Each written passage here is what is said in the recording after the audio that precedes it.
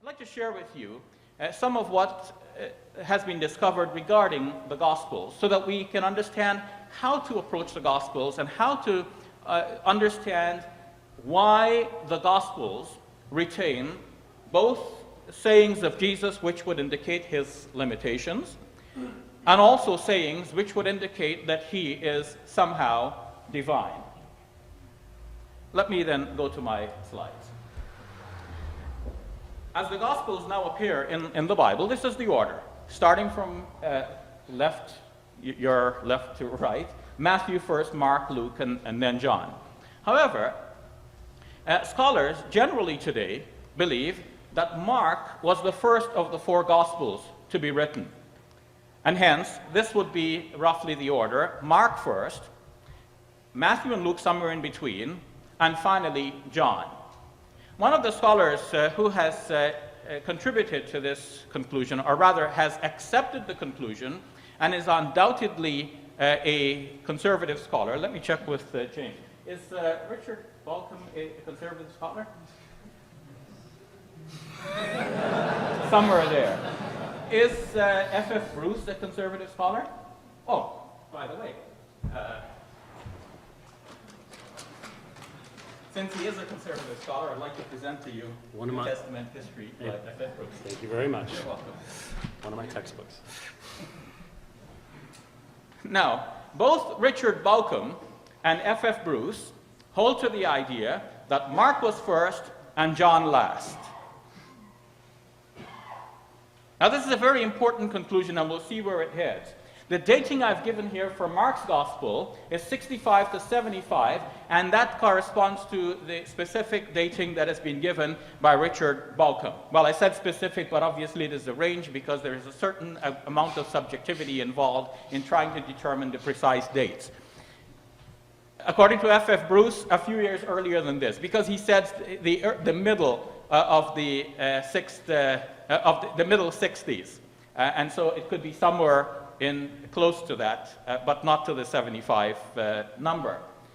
John's Gospel in the last decade of the first century, so anywhere from 90 to 100, and this seems to be what F.F. Bruce says repeatedly, that John wrote towards the close of the first century.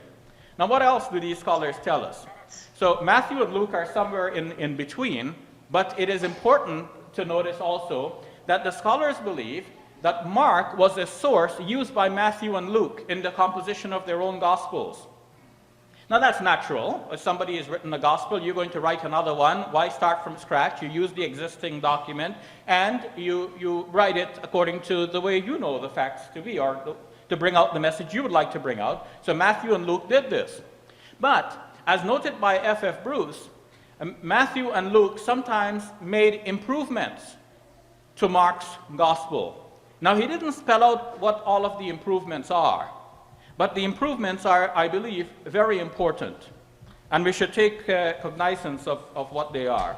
For example, there are improvements which show that in Mark's Gospel, somebody addressed Jesus as Rabbi, such as in Mark chapter 9, verse 5, but then in Matthew's Gospel, in the same incident, you can compare them side by side. You go from Mark to Matthew, the same incident, the person referred to Jesus as Lord. So in Mark 9:5, Peter said to Jesus, "Rabbi, it is good for us to be here." In Matthew 17:4, Peter said to Jesus, "Lord, it is good for us to be here." So in the one gospel, he's called Rabbi, the earlier one. In the later gospel, he's called Lord. So there is a significant improvement here from a Christian point of view. Second, there are improvements in which we find in the later gospel that Jesus describes himself as Lord. For example, in Mark chapter 13, verse 35, "Therefore, keep awake, for you do not know when the master of the house will come, Compare that with Matthew chapter 24, verse 42. Keep awake, therefore, for you do not know on what day your Lord is coming. When I mentioned this in Seattle a few years ago, James took issue regarding this. Actually, I hadn't mentioned it in Seattle. I mentioned it elsewhere, then James took issue with it during our Seattle debate. And following that, I wrote a rejoinder reaffirming that this difference actually does exist.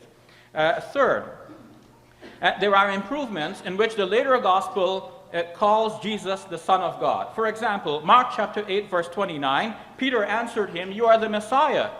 But compare that with Matthew chapter 16, verse 16. Simon Peter answered, "You are the Messiah, Son of the living God." So the later gospel has inserted here, Son of the living God, in Peter's speech, as is admitted by many scholars who have worked on this. 4, there are improvements in which the later gospel suddenly calls God Father, or has Jesus call God Father. Mark chapter 3, verse 31, "Whoever does the will of God is my brother and sister and mother." Matthew chapter 12, verse 46 improves that by saying that Jesus said, "For whoever does the will of my Father in heaven is my brother and sister and mother." So it was God in the earlier gospel, was Father in the later gospel. 5, there are improvements so as to have people pray to Jesus.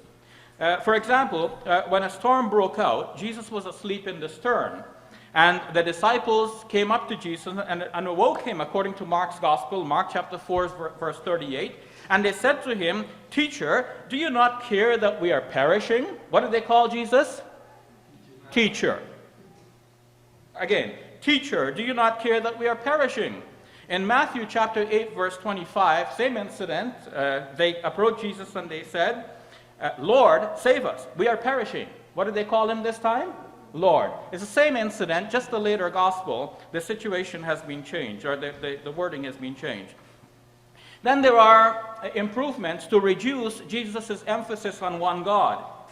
In Mark chapter 12, verse 29, Jesus was asked, "What is the first and the greatest commandment?" And this is what he said. "The first is, Hear, O Israel, the Lord our God, the Lord is one. You shall love the Lord your God with all your heart and with all your soul and with all your mind and with all your strength." So he repeated basically what is known as the Shema Israel, which pious Jews will repeat twice a day, reminding themselves that there is only one God, Yahweh, as to use the name that James already used here tonight, or Jehovah, to use another spelling of the same name. Whether that is right or not, that's a different question, but it's popular. Some say Jehovah, some say Yahweh. According to Deuteronomy chapter 6, verse 4, "Hear, O Israel, the Lord your God, the Lord is one." The name there that is translated as the Lord is Yahweh, or Jehovah. So it really sounds in the New Jerusalem Bible, "Hear, O Israel, Yahweh, your Lord, is one Yahweh. Jehovah, your Lord, is one Jehovah." In fact, in Deuteronomy, it also says, "Besides him, there is no other." Jesus is repeating the same as the first commandment in Mark's gospel. But then the same story is told in Matthew's gospel. What has happened to the first commandment is just not mentioned. In Matthew chapter 22, verse 37 and 38, Jesus just simply said the part about loving your Lord with all your heart and all your soul and with all your mind. And he said, "This is the greatest and the first commandment." But that's not true. That is not the first commandment. The first commandment is, as it was mentioned in Mark, the earlier of these two gospels. Finally, or last but one, there are improvements to reduce the distinction which Jesus made between himself and God. For example, in Mark 10:18, a man had come up to Jesus and called him "Good Teacher." And Jesus then replied, "Why do you call me good? No one is good but God alone." But in Matthew 19:17, the same incident is there, and the man approached Jesus and asked him, what good deed must I do? I have to start over. See, in Mark's gospel, the man comes up to Jesus and says, "Good teacher." But in Matthew's gospel, the man comes up to Jesus and says, "What, teacher, what good 3 deed?" minutes. So, whereas in Mark's gospel, he calls Jesus good, so then Jesus replies, why do you call me good? In Matthew's gospel, he only asks about what is good, and so Jesus says, why do you ask me about what is good? So Jesus does not repudiate the title in Matthew's gospel. According to James Dunn, Matthew here has modified not only the response, but in order to get the modified response, he also modified the man's question. Finally, there are improvements to cover the human limitations of Jesus. For example, in Mark's Gospel, chapter 11, verses 12 to 14, Jesus approached a fig tree thinking that he would find fruit on it, but when he did not find any fruit on it, he cursed the fig tree. Why didn't he find any fruit on it? Mark is very clear. Because it was not the season for figs.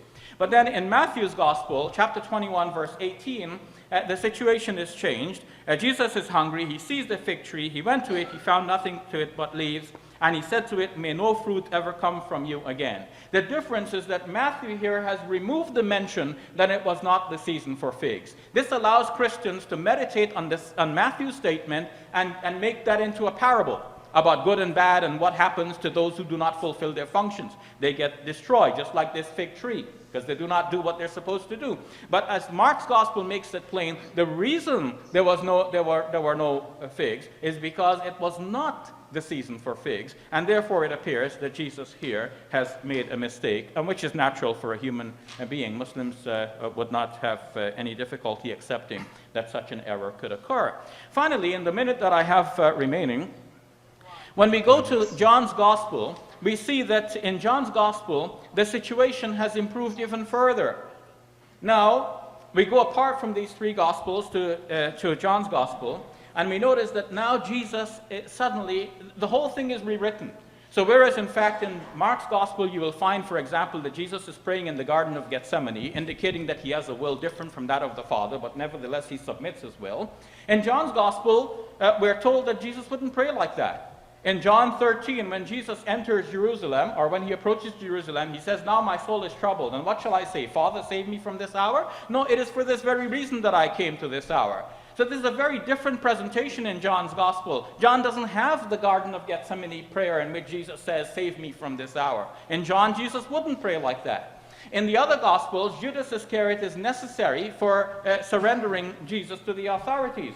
But in John's Gospel, John has Jesus handing himself over to the authorities. They do not dare arrest him, just his voice blows them over.